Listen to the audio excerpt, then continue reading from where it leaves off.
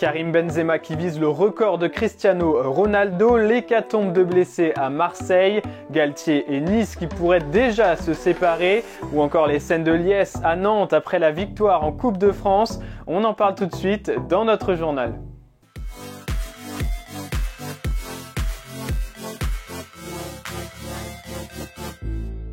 Et si Karim Benzema allait chercher le record de Cristiano Ronaldo, à 34 ans, le Français n'est pas prêt de prendre sa retraite et vise encore de nombreuses récompenses comme l'a expliqué le journal Marca ce week-end, à commencer bien sûr par le Ballon d'Or dont il fait office de grand favori cette année. Mais ce n'est pas tout, l'ancien Lyonnais vise aussi une victoire lors de la Coupe du Monde 2022 avec l'équipe de France. En club, Cabenoueve souhaite rester la star au cœur du projet madrilène, malgré les années qui passent pour lui et malgré la potentielle arrivée de Kylian Mbappé l'été prochain. Son défi ultime serait de devenir le meilleur buteur de l'histoire de la Casablanca. Avec actuellement 322 buts, il est à la 3e marche de ce classement derrière Raoul et Cristiano Ronaldo. Il pourrait très rapidement monter au 2e rang car Raoul n'est qu'un petit but devant lui. En revanche, pour rattraper CR7, c'est une autre affaire. Karim Benzema a pour l'instant 128 buts de retard sur le Portugais.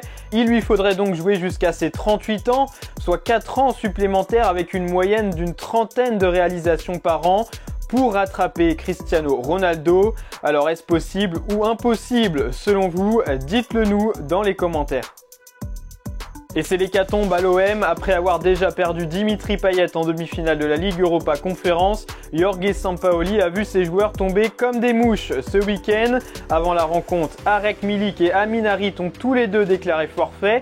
Et pendant le match, ce sont Cédric Bakambu, Douye Kaetachar, Bamba Dieng et Gerson, tous les 4 sortis sur blessure. Après le match, le coach marseillais a malgré tout donné des nouvelles rassurantes de Milik et Harit, en expliquant qu'il pourrait être là dans une semaine à Rennes. Pour Bakambu, en revanche, la blessure semble être assez importante. À 2 journées de la fin du championnat, c'est tout Marseille qui tremble et qui espère avoir un effectif à 100% pour valider la 2e place. Et si l'aventure entre Christophe Galtier et l'OGC Nice prenait fin bien plus tôt que prévu, depuis la défaite en Coupe de France samedi soir, plusieurs rumeurs évoquent des relations difficiles entre le coach niçois et Julien Fournier, le directeur du football. Selon Nice Matin, le dernier mercato hivernal serait au cœur des tensions entre les deux hommes et pourrait pousser l'ancien coach lillois au départ. Plusieurs clubs étrangers se seraient déjà montrés intéressés par sa venue et les dirigeants niçois ne le retiendront pas après cette 2e partie de saison décevante. Un énorme retournement de situation pour Galtier après 6 premiers mois idylliques à Nice. Et du côté de Nantes, en revanche, c'était la fête tout le week-end après la victoire en finale de la Coupe de France samedi soir. Les joueurs nantais ont retrouvé leurs supporters dans le centre-ville de Nantes pour célébrer ce premier titre depuis 21 ans.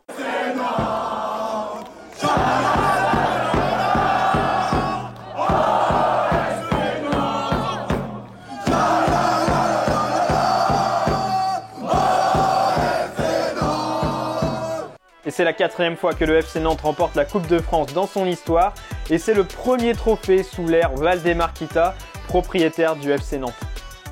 L'Olympique Lyonnais tient une nouvelle piste en attaque. Si la priorité de l'été se nomme toujours Alexandre Lacazette, les dirigeants lyonnais ont sollicité l'entourage de Brel Mbolo selon l'équipe.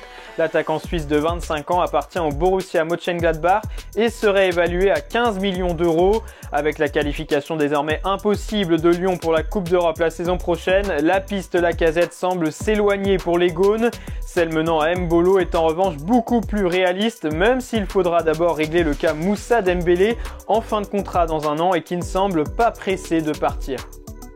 Et entre l'AS Saint-Etienne et Joris Gnagnon, c'est déjà fini. Arrivé l'hiver dernier chez les Verts, le défenseur central de 25 ans n'aura pas joué un seul match sous le maillot stéphanois. La faute à une condition physique loin d'être optimale et à des séquelles du Covid-19. Son contrat qui courait jusqu'à la fin de la saison a été résilié d'un commun accord entre les deux parties. Et voilà pour les infos foot de ce lundi 9 mai. Merci de nous avoir suivis. N'oubliez pas de vous abonner et de liker cette vidéo. Et on se retrouve bientôt pour un nouveau journal de Made in Foot.